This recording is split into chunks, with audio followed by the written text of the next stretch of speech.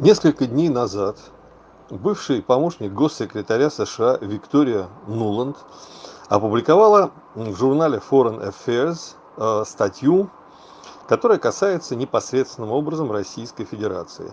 Нужно сказать, что журнал Foreign Affairs – это журнал, тесно привязанный, прежде всего, к демократической партии. Это журнал, отражающий глобалистскую повестку дня. Это журнал глобалистов.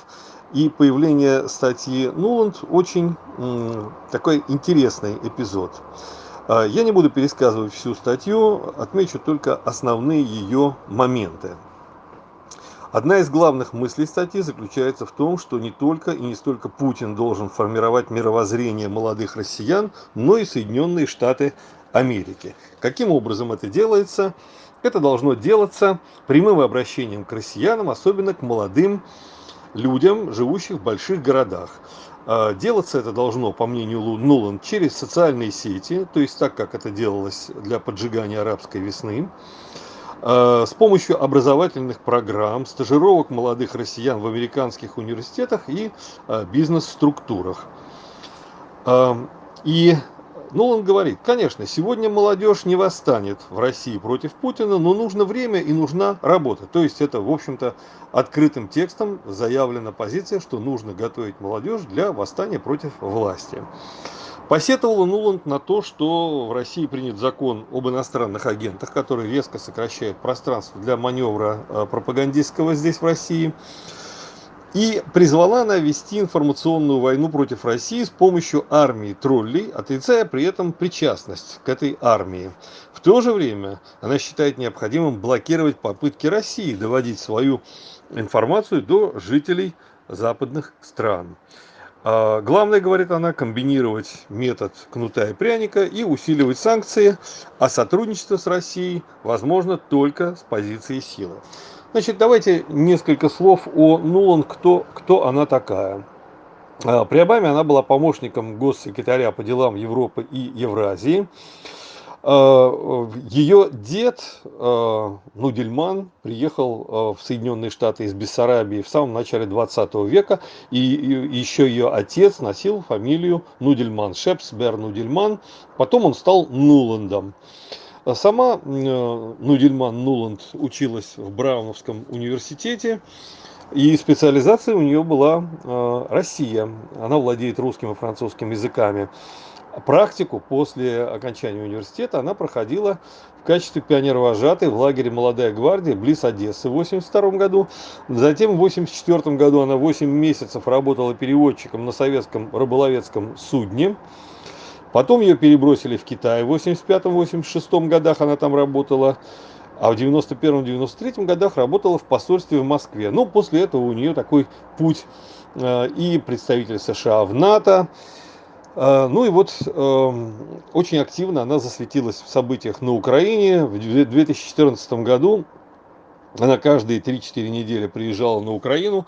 Прославилась она там больше всего тем, что печеньки раздавала. И нужно с сожалением признать, что американские печеньки перевесили 15 миллиардов долларов, которые Российская Федерация выдала в свое время Украине. Это лишний раз говорит о том, насколько неэффективной была российская дипломатия и вообще политика российского правящего режима по отношению к Украине. Крым – это всего лишь выигранное очко в проигранной партии. Муж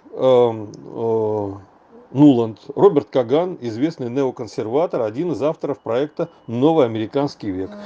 Нуланд – это классический пример американского специалиста по Восточной Европе и по России. Дело в том, что Россией в США занимаются очень часто люди, чьи предки, деды с бабушками или родители приехали из Восточной Европы в Россию. Ясно, что большая часть этих людей Россию, Восточную Европу, социалистическую Восточную Европу, естественно, не любят. Более того, часть американского истеблишмента – это выходцы из Восточной Европы, которые Россию ненавидят. Вот то, о чем, ну, со всеми вытекающими последствиями, вот то, о чем сказала Нуланд, говорит о том, где наши противники, геополитические супостаты, видят уязвимые места России.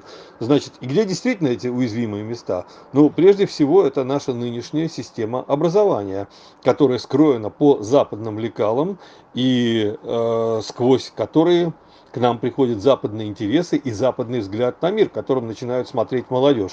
Кроме того, наша нынешняя система образования абсолютно не вырабатывает критического мышления, критического анализа, поэтому вся та пропаганда западная, которая идет в страну, она, в общем-то, не встречает сопротивления молодежи, тем более их учат, так сказать, тем ценностям, которые совсем-совсем не здешние. И вот это некритическое мышление, которое вырабатывает нынешняя система образования, ориентированное на потребление, к тому же, а не на творчество, как было заявлено лет 15 назад одним из наших министров образования, Фурсенко, она тоже не способствует критическому взгляду на мир. Потому что если главное это потреблятство, то, сказать, нужно смотреть туда, где больше потребительских товаров. Там и хорошо. И еще, конечно, очень уязвимое место России – это слабые социальные лифты. То есть получается, слабые социальные лифты – это есть следствие той социальной системы, которая у нас существует. Кстати, как и образование, оно тоже есть следствие нашей социальной системы.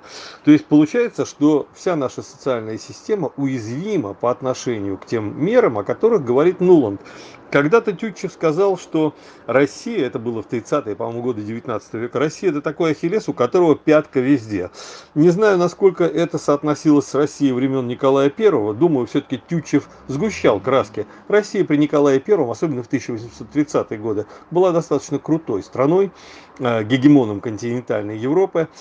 А вот по отношению к Российской Федерации эта фраза, по-моему, очень-очень работает. Она адекватна. Нынешняя Российская Федерация действительно это ахиллес, где пятка везде. И она, безусловно, будет доставаться таким ахиллесом до тех пор, пока мавзолеи во время парадов будут завешивать различными транспарантами, пока Знамя Победы будет следовать за триколором, а не предшествовать ему, и пока мы сами не наведем у себя порядок по поводу того, что говорится у нас о нашем прошлом, прежде всего о советском, и о многих других вещах. Вот в расчете на то, что мы этот порядок не наведем, Нуланд и написала свою статью и дала некие указивки за американскому истеблишменту, где уязвимые места Российской Федерации, куда нужно наносить удары. Ну, нужно поблагодарить ее за то, что она нам показала наши уязвимые места, принять это к сведению и уязвимые места эти начинать ликвидировать. Тем более, что времени остается не так много.